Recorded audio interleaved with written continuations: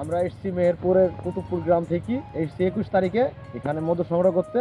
আর মধুটা আমাদের আপনারা পাবেন 30 তারিখ থেকে, 30 তারিখের পরে থেকে। আর এই মধু আমরা এখানে যে কতটুকু সংগ্রহ করব, হয়তো আমাদের 20-20 মণ একটা টার্গেট আছে এখানে যে আমরা মধু সংগ্রহ করতে পারবো। আমরা 1 সপ্তাহ পর পর বক্স থেকে মধু আহরণ করি। ডিসেম্বরের প্রথম থেকে শুরু হয়, এটা জানুয়ারি ফেব্রুয়ারি পর্যন্ত হয়। তারপরে আবার ধনিকালী দিকে যাওয়া লাগে, তারপরে আবার ফের মেহেরপুরে ব্যাক আসি, আমরা লিচুর মাঠ করতে পারি। লিচুর মাঠ করার পরে যদি কেউ যায় সুন্দরবনে যেতে পারবে, সমস্যা নেই, আমরা যাইনি ওদিকে। এখানে বক্স আছে 85টা, আমাদের মনে করেন 85টা বক্সে আমাদের 20 মণ মধু মানে টার্গেট করা হয়েছে। এখন আল্লাহ ভরসা, এখন দেখা যাক কতটুকু কি হয়। আবহাওয়া যদি ভালো থাকে মধু ভালো হবে।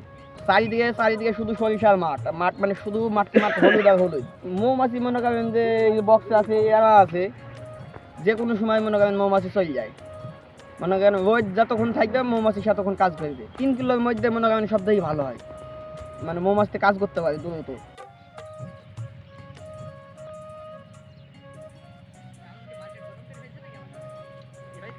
একদম খাঁটি মধু, এগুলা হচ্ছে অরিজিনাল।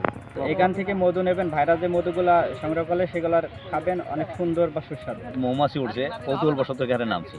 নামার পরে দেখি এই মৌমাছি ছেড়ে দিয়েছে, এখন চলে যাচ্ছে সব সরিষার মাঠে, মানে বিস্তীর্ণ সরিষার মাঠ, যা অনেক অনেক সরিষার মাঠ, এত বড় মাঠ আসলে আশপাশে কোথাও নাই।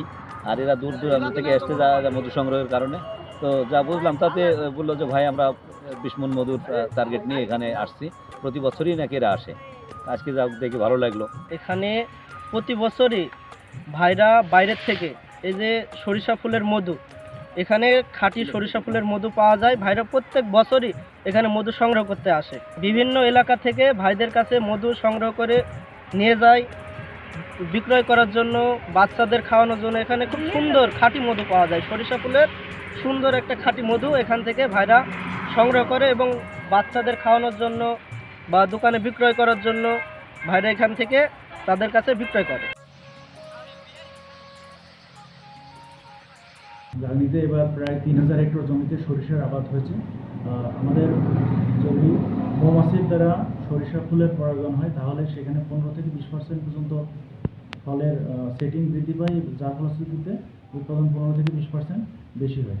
এজন্য আমরা কৃষক ভাইদেরকে উদ্বুদ্ধ করবো যেন মৌবক্স বসায়, এবং অন্যান্য যেসব চাষিরা এখনও মৌবক্স বসায়নি তারাও যেন উদ্বুদ্ধ হয় যে আমাদের এই সরিষার যে মৌবক্স সেগুলো যেন বসায়। সে নিজেও করতে পারবে, বাইরে থেকে যেসব মৌবক্স আছে সেগুলো ব্যবহার করতে পারে। তাহলে আমাদের গাংনী উপজেলাতে যে তেল সমৃদ্ধ, আমাদের অন্য ফসলের পাশাপাশি তো আমরা তেলেও স্বয়ংসম্পূর্ণ।